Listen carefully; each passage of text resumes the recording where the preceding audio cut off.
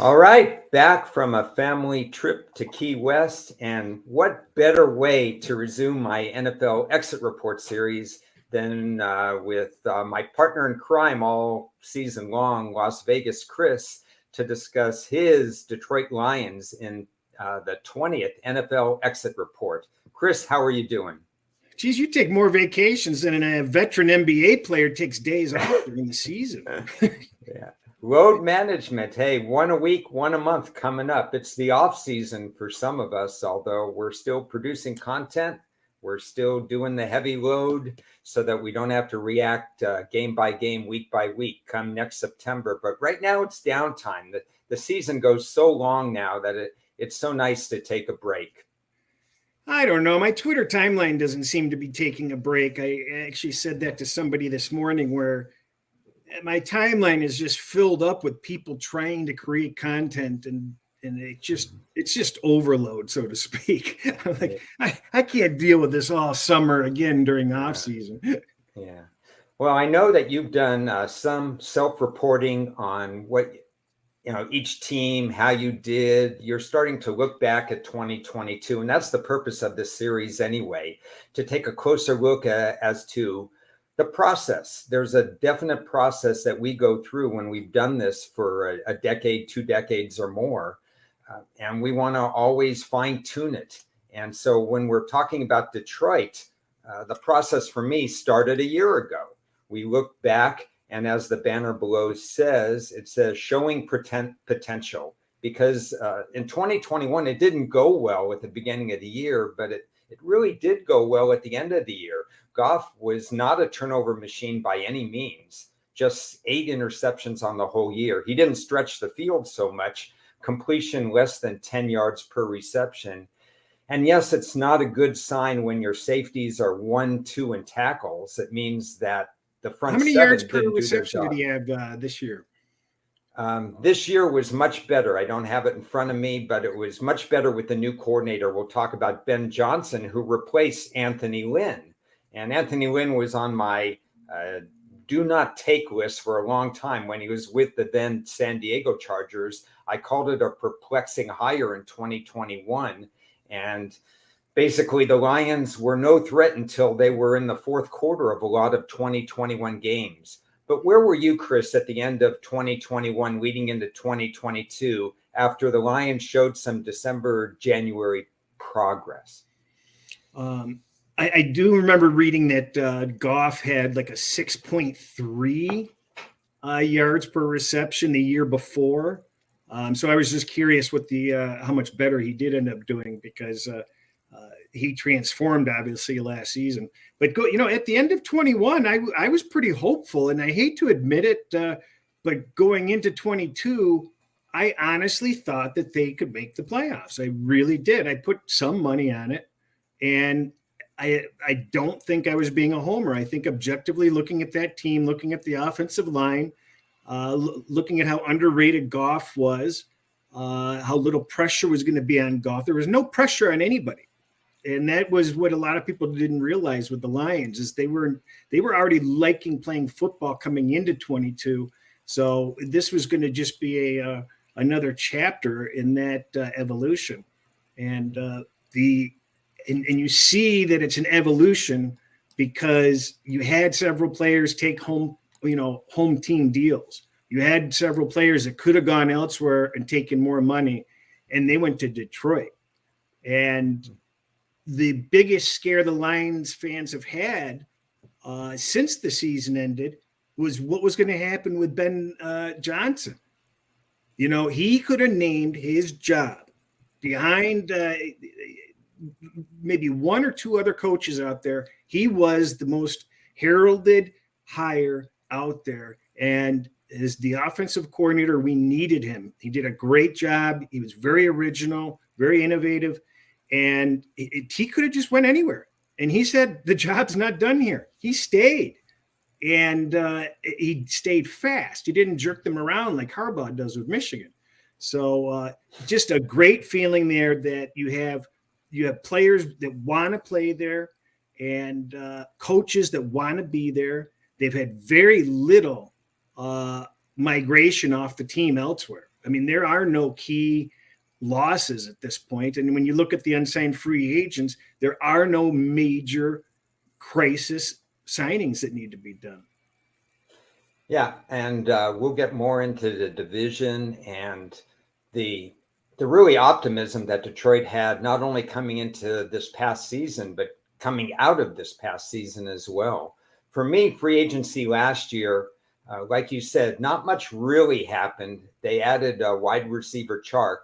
The big question with him, like a couple of the other Lions during 2021 and unfortunately 2022, was would he stay healthy for more than half the season? No. So you don't just want to add him, you want to add other people. And in the draft, they did add Jamison Williams, but that was more of a futures thing that we knew of to begin with, because he came off a serious injury and he was most likely not going to be available or maybe get his feet wet in 2022, which is exactly what happened. But a good move for the future.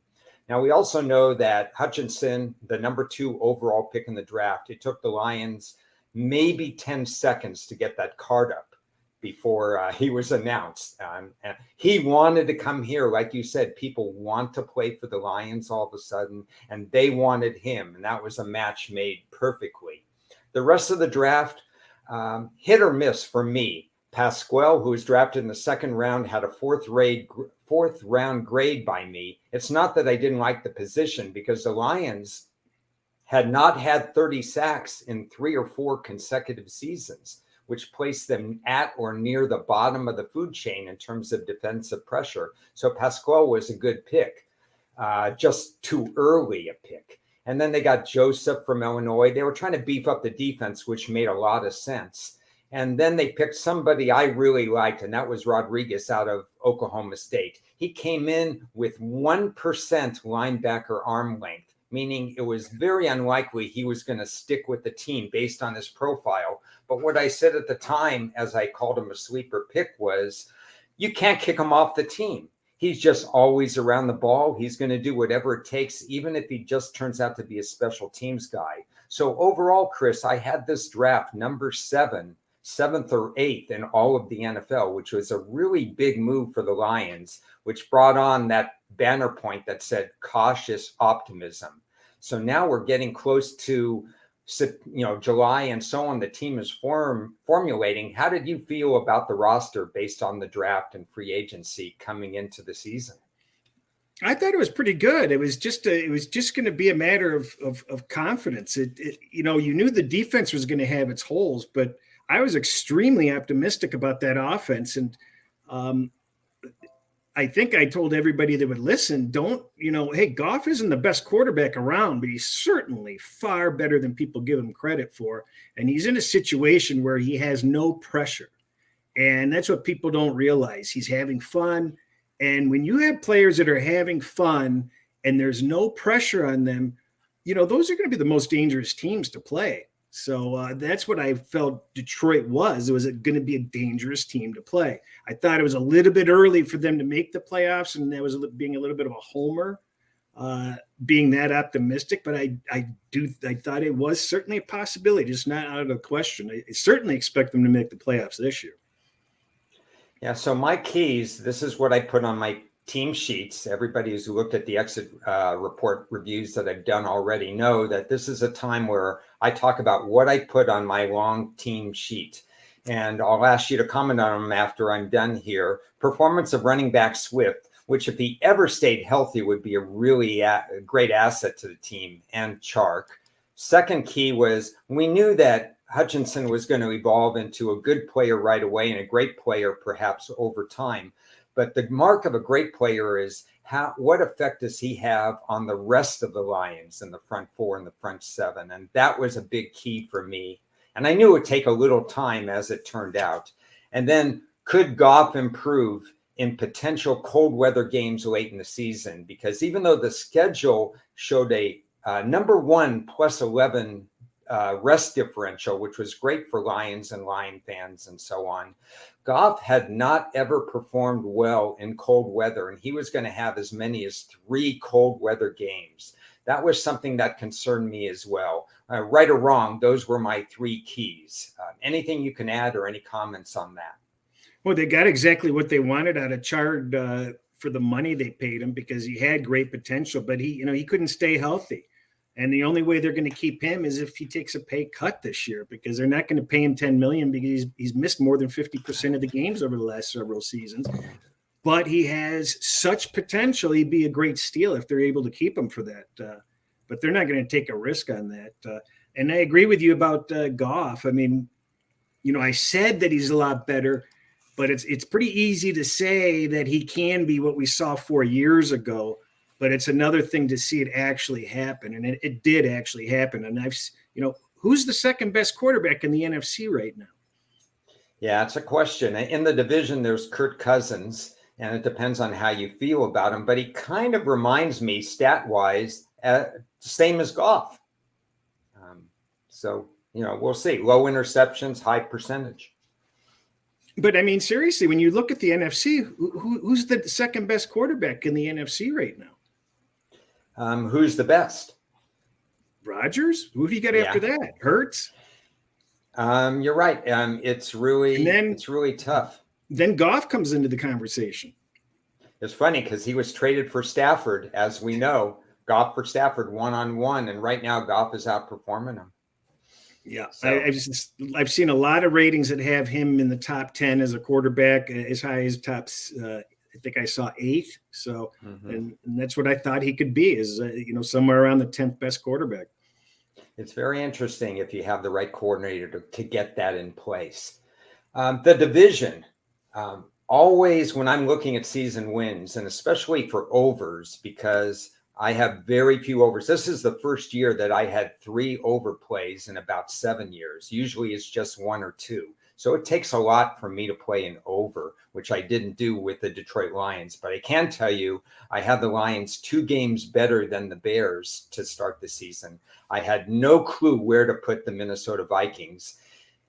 And you never know what Rodgers you get. Introspective Rodgers, I don't know, Dalai Lama Rodgers, grudge mode Rodgers. I have no idea how to read Green Bay. So Detroit to me looked improved, but I made no decisions. And you did mention that you took the Detroit Lions as one of your overplays. Yeah, and it's Rodgers should be leaving the bunker. He was going in for his darkness retreat. So we should know more later today or tomorrow, I think, right? I think so. Right in time for a Green Bay preview, which will be tomorrow. We'll see if he comes from the bunker to a show or something like that. We'll see what we have to say about them. So how did the season play out? Well, weeks 1 to 4, I want to get your take on this, because they scored 140 points in the first 4 games. That's 35 points per game. So the new coordinator, having Anthony Lynn out of the picture, that's pretty good. But they also lost 3 games by 4 points, by 3 points, and by 3 points. And they gave up 141 points. How did you feel about that first quartile? Well, as I mentioned, we expected the defense to be the problem. So what we were concerned about was whether the offense was going to be there. And the fact that the offense was there and these games were close, that was encouraging. The Seattle loss, I think, was a little, followed by the Patriots loss, was kind of tough. But and then they really hit that injury bug really hard. So you got to realize something, that they started that losing, and we weren't that concerned as Lions fans because a lot of key injuries again, and you have to be patient with that stuff. And you had a lot of young players that were integrated. So we knew the team was better than they were performing, and they were showing signs of life, and they know they don't have quit in them. So that was what our perspective was, or my perspective at the time. Yeah, it really came together for me in that mid-season area. They would go 1-3, they go all the way to 1-6, and then they get to 4-6. And now we're starting to see stat lines that improve. And you were right, when they were 1-3. Chark was down, Swift was down, probably predictable, but unfortunate for them. Couple of defensive injuries. Hutchinson was finding his way. Sacks were not really moving, but it was still, after these they're 4-6, and they have about a 15-15 sack ratio. So now you're saying, okay, things are evening out. The pass defense is getting a little better. Goff's interceptions were a little bit high at the time, but his percentage was high. The offense was rolling. They had some run pass balance. We were starting to see some steady performances. So I started to turn the corner around game 10 saying, yes, the Lions have the potential to play. Even though Minnesota, for example, had such a good record, the Lions after game 10, I'm checking my sheet just to make sure. The Lions after game 10 were very close in power rating for me, and probably just as close, if not the same, for you. Well, it was a straight, and that is the exact time period where you can start to notice a difference with the Lions because, they won that goofy game against Green Bay where they stopped the Packers in the red zone 3 or 4 times on picks and stops. And then they go to the Bears where they would traditionally kind of lose that game, and they ended up coming away with that win. And the true test was, okay, now they're going to the Giants and they're playing in the Meadowlands. That's definitely the game that they're going to blow after they've gotten away with these last two. And when they beat the Giants, you knew something had shifted. It showed in the stat lines, as you said, and they come back, they play Buffalo, and they could have gotten that win. So you knew there that the Lions were something different. That was the turn. And it really crystallized from there. The chemistry came together. Hutchinson became a monster in those last 6 or 7 games. In fact, the team went from 15 sacks or so in the first 9 games, 17 in the first 10. They had 22 sacks in the last 7 games. You could see it snowballing. I took a loss. I had Chicago against Detroit in that game because, like you said, it was a game that Chicago looked good in the game. At least I thought they would look good. But from then on, especially from the Buffalo, it started to turn the corner. For the season, I went 4-2 against the spread in Detroit Lion games and 3-0 when I was with them. And it started to say that, well, I'm not getting in their way right now because everything is moving. Even the pass defense percentage was getting better. Goff threw 1 interception in his last 7 games. Everything was moving together. And to your point, when we started this, remember I said it was less than 10 yards per completion. It was 11.5, maybe a little higher than that yards per completion in this year with Ben Johnson in year number 2 in the system, year number 1 with the offensive coordinator. So it wasn't just a mirage. We were seeing what was happening, and 9-8, a winning record for the Detroit Lions. Maybe they didn't make the playoffs, but they should feel like they made the playoffs. Yeah, I think even a regular fan would have preferred to have seen the Lions and what they possibly could have done in the playoffs. They would have been a really welcome addition to the playoffs. It could have caused some problems. So that's why this coming season is going to be interesting. I mean, the overconfidence can be there from the betting public and from the average fan. I believe the Lions have the 4th best odds to win the NFC. I saw somebody say that somewhere. So this is a year that they come in with expectations. So I have a question for you. My ending power rating on Detroit was higher than 2 playoff teams that we mentioned, the New York Giants and Minnesota. I had Detroit with a higher power rating to end the season. Curious where you were. Whoops.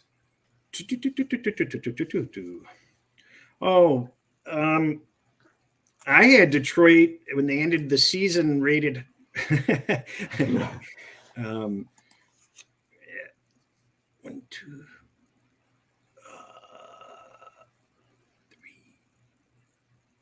3. Rated higher than at least 3 playoff teams.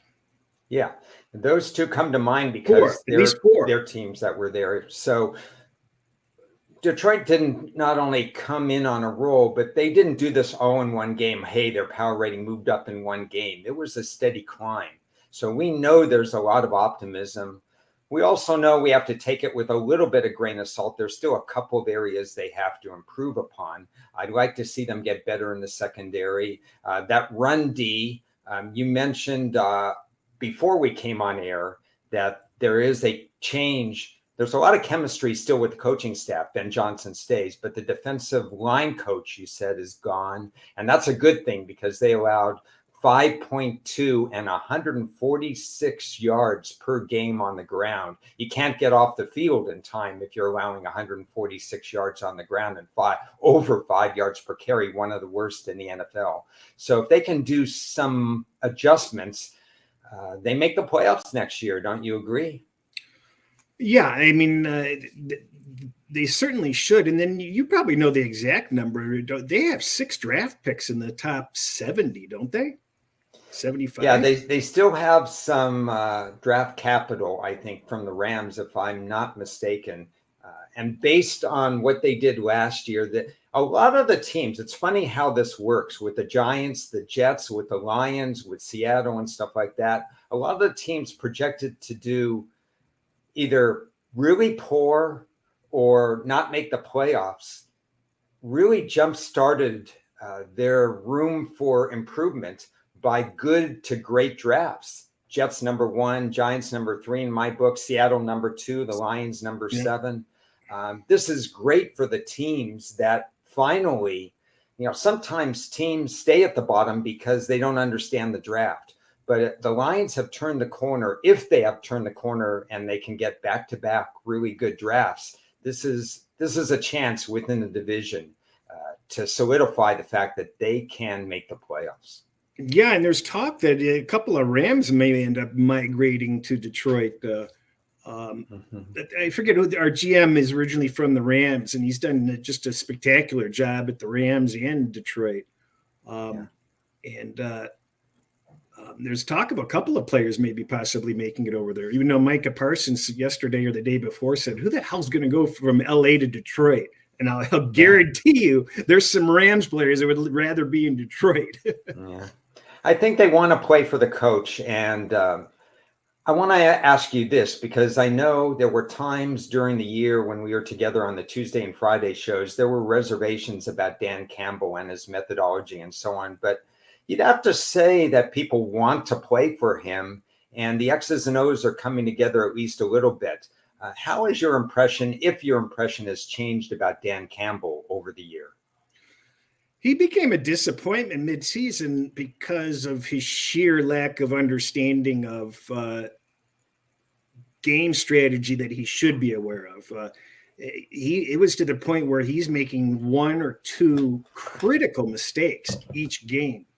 And it's costing them games. It's not just costing them a 4th down or a 1st down or a field goal. It's costing them games. And that started to become a big concern for me, because no matter how rah the guy is, no matter how well you like the guy, if he's going to continue to make these mistakes on the field and game strategy, he's not going to be able to overcome that. But I believe that he kind of straightened that out. And I never read on how that got straightened out, whether he got some help or how it panned out, but it got better. So at least that's hopeful.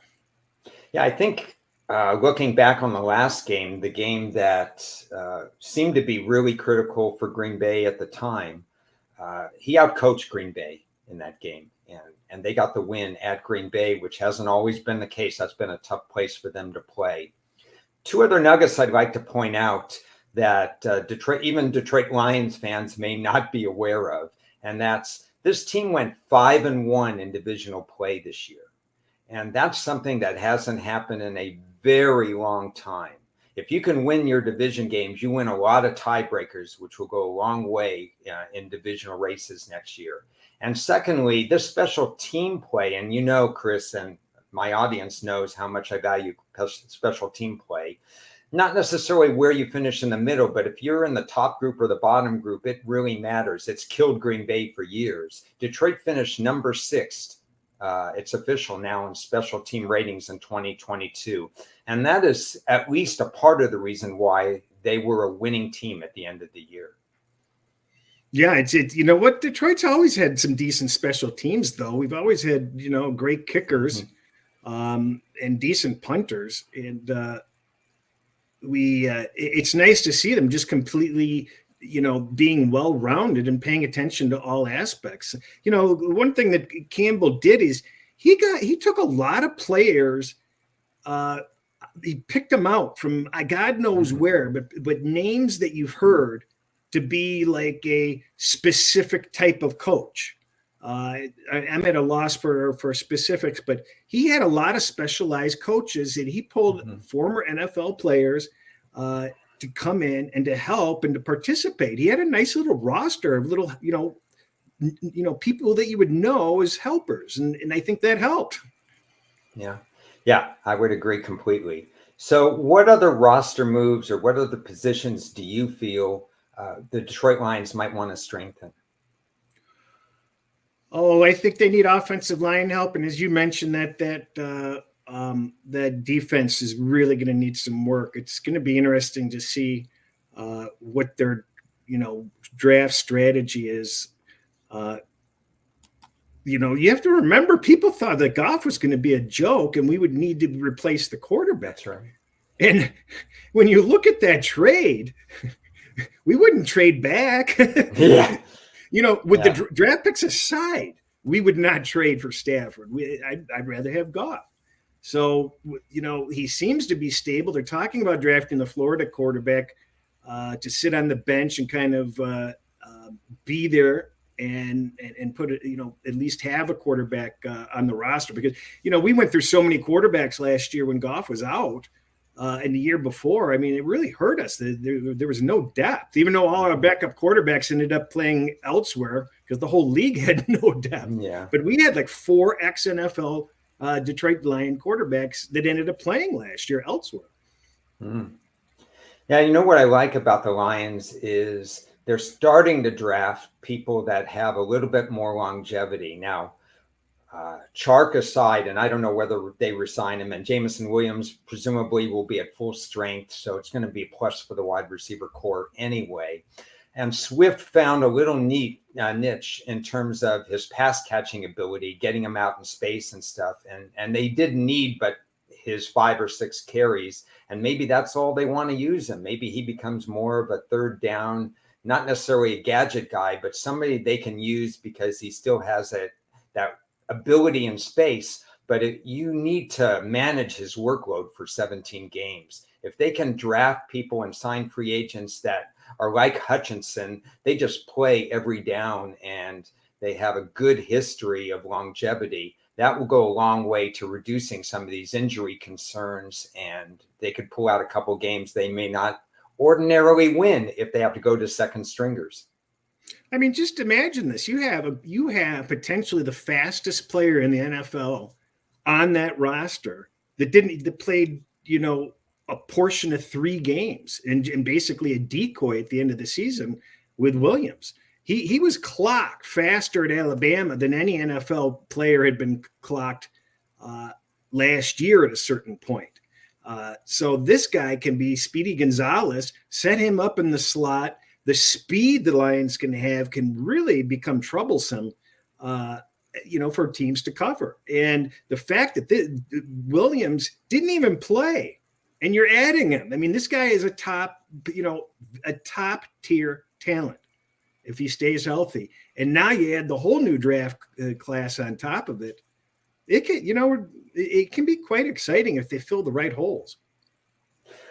What do you expect a season win number might be? 8 home games for the NFC this year. Would you guess that we're talking about an 8.5? What number is in your mind?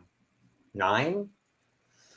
I haven't seen their schedule yet. Do you know what divisions they play?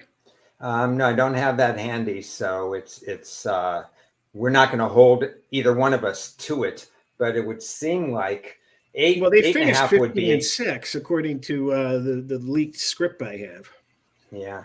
Well, I know you have next year's paper. Is that correct? I have next year's. Yeah. Go ahead and turn the screen on. They've already predetermined what the game is going to be. The Lions win 44-31. It's already posted. Wow. Lem Barney is going to present the trophy. The video evidence. So, oh my goodness. Half of Twitter would explode because I think half of my now 1,000 followers are Detroit Lion fans. So, this is going to be something. 44-31 Detroit over Kansas City. And they won by 13 points. and they gave up an extra touchdown in the fourth. So they were way up. Wow. It wasn't much of a game. Wow. So this is pretty exciting for Detroit. I think we covered a lot of ground. Anything you'd like to add before we close up shop on the Detroit Lions? No, I think it's just cautiously optimistic. As I mentioned, the free agent moves are not going to be that major. They've already kind of dangled a carrot at Ramsey maybe coming, but he's a big price tag that I don't think they necessarily need to make, even if he does want to be there. And the running back situation may become another running back by committee. That's the only thing that is a little bit concerning on the offense. And you got to have a backup quarterback that's at least competent. But there's not much to say. I think everybody knows that the Lions are kind of the real deal, and there's a whole new feeling and euphoria there that's different than in years past. These are young players that do not know what losing is. They come from winners. They don't want the losing mentality. They want nothing to do with the losing mentality. And they're all about the team. I mean, you don't have anybody talking about themselves. It's all about the team. And it's a real nice mix of players that I think any sports fan can kind of say, I can root for that team. And they might end up in Germany, I'm told. So maybe they play in Germany for a game. Well, it's nice when teams like this, they have to learn how to win first, and then they have that confidence that they can win the close games. I think that was what happened in the middle of the season. They learned how to win. They carried it forward to the end of the year when they even expected to win at Green Bay in that locker room. And like you said, for Lion fans, there's cautious optimism, but maybe even more than cautious optimism for 2023. So, Chris, thanks again for joining me. I know we'll probably be doing some stuff in the spring, summer as we get ready for yet another season. But first, a few trips for at least one of us, hopefully two of us, get a chance to get going. I'll take a little diversion the rest of the day and move into the crazy NFC South with a look at both Carolina and Tampa, which will be quite interesting, I believe. Again, please subscribe. Comments. I'll answer any comments that you have in this video and any of the videos. Love doing these exit reports. And until next time, see you down the road. Bye-bye. Bye.